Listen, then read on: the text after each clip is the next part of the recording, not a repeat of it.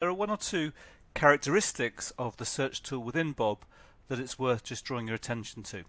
Before we go on to that, then clearly you could find programs, as we discussed in the first video, by looking at the particular days on the program or shifting through a time of day if you knew what you were looking for.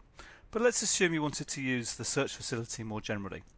The first thing to notice here is that there are two overarching options. You can search within programs or you can search within public playlists.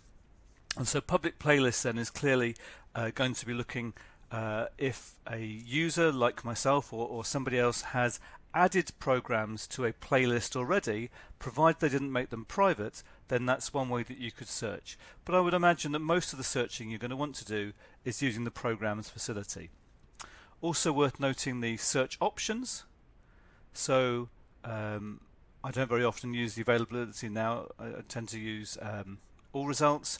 But you've got the options of excluding the transcript. We'll come back into that in a moment. Choosing just the title, choosing all channels, or selecting to a TV or radio only, and setting time windows. So there's a variety of options you could use there. Let me begin by thinking a bit about, let's say, antibiotic resistance as a first example search. So I'm going to do a search based on that. And at the moment that's found 450 programs, and that's obviously very thorough, but also it's probably more than I'm going to be able to cope with. There are a number of issues here, so we can notice again, as with the playlist, it begins with searching for relevance. So if we're looking, we could swap that to be newest option first,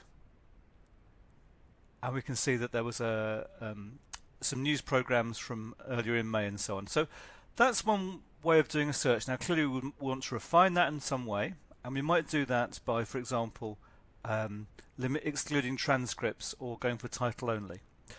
The other option here then, as I mentioned, was to look at public playlists, and we can look to see all institutions there, and we can see a variety of people who've got playlists which have the title antibiotic resistance or mention antibiotic resistance somewhere within the episode. So you could look there to see what somebody else has chosen to use. Okay, now I'm just going to change the search. So an alternative thing we might want to look up is the name of a particular organism. I've picked this example specifically because I've actually seen this before. And if you pick up the word Campylobacter, initially surprisingly you see there are 679 hits for the word Campylobacter, and if we look at these we can see that many of these it's a food related microbe. It causes illness. We can see that many of these look like they are food related, but we might find if we go and change the list and look in a different way. Let's take the oldest first. We've got things like rogue traders. We've got new tricks, dish in the dirt. So some of those again look like they might be appropriate, but within this as well, you start to see some references occurring, and you think, well, that's odd. Why would that show up there?